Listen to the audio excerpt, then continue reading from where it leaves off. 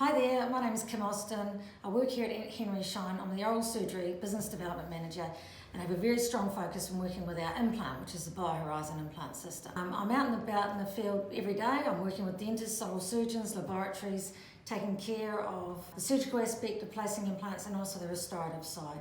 So one question I get asked a lot from dentists is about the impression taking technique required for implants, because it is a little bit special but not too complicated. So the technique that we're using primarily is called the open tray technique, and we're going to demonstrate that for you today. So let's look at what we need to get started. So the first thing we need is the impression coping, the open tray impression coping, which comes in two parts like that. We need the implant replica or analog for the laboratory to be able to pour up a model and start fabrication. And we also need the driver. So for our driver is a 0.050 hex driver. So the first thing that happens once the surgeon has approved a surgical release of the patient is the patient comes to you with a healing abutment in place, which looks like this.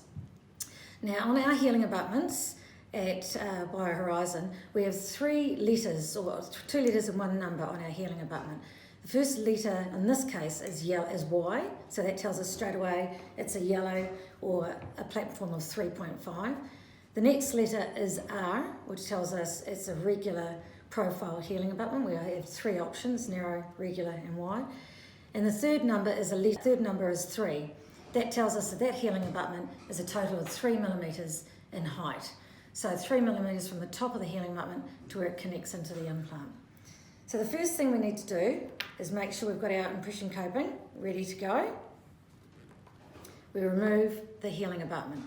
Now a surgeon normally tightens the healing abutment to 20 Newton centimeters, so you should be able to remove that with finger thumb quite easily.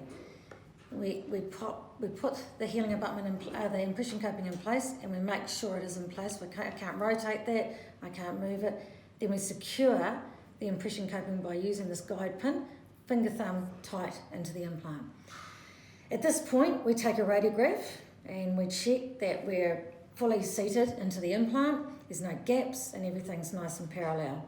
At that point, we look at our tray. So we just use a standard stock tray here, and as you can see, we've drilled a hole there, the idea being that when we place it in the mouth, we can get access to that guide pin. We've got to remove that guide pin to be able to remove the impression. So now we're ready to load our tray. So it's always good I always say to people, use whichever impression material you feel comfortable using routinely for your impressions.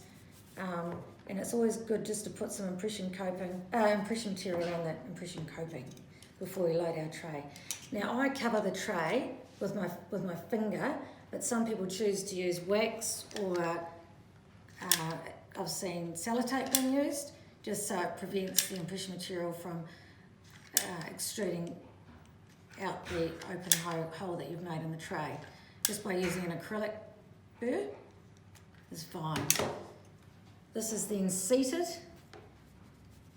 into the mouth, and we swipe out generously the excess impression material so that we get access onto the top of that guide pin. So we let that set.